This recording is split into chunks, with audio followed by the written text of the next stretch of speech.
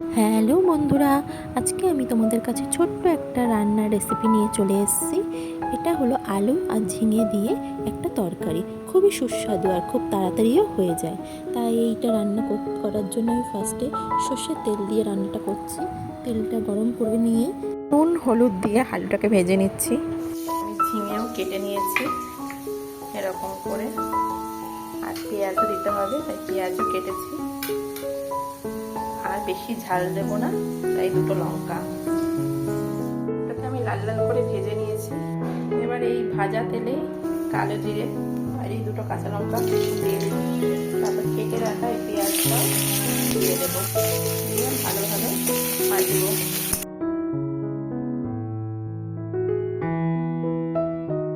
এবার এর মধ্যে এই কেটে রাখা ঝিঙেগুলো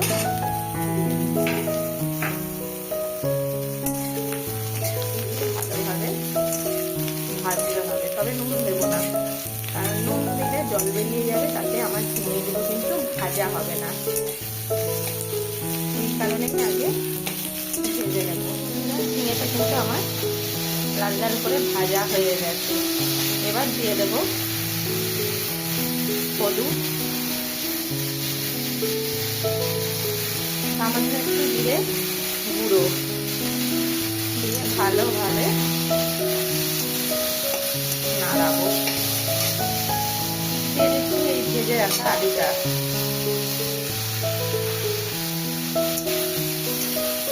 আমার ভাজা হয়ে গেছে, তাই আমি স্বাদ অনুযায়ী নুন, তবে নুনটা কিন্তু অল্পই দেবো। ঝিঙের তরকারিতে বেশি নুন দিলে খুব একটা ভালো খেতে লাগে না। এবার দিয়ে দেবো স্বাদ অনুযায়ী মিষ্টি, তবে যারা মিষ্টি খেতে পছন্দ করো না তাদের না দিলেও হবে। তবে ঝিঙের তরকারিতে একটু মিষ্টি দিলে তার টেস্টটা বেশি ভালো হয়।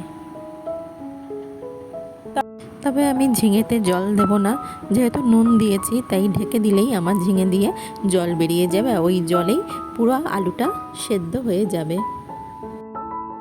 কিছুক্ষণ থাকার পর ঢাকাটা খুললাম, দেখো বন্ধুরা আমার জল বেরিয়ে গেছে। আমি কিন্তু একটুও জল দিইনি। এবার এই ঝিঙের জলেই আমার এই আলুটা কিন্তু সেদ্ধ হয়ে যাবে। আর কিছুক্ষণ হোক, তৈরি হয়ে গেছে ঝিঙে আলু দিয়ে তরকারি।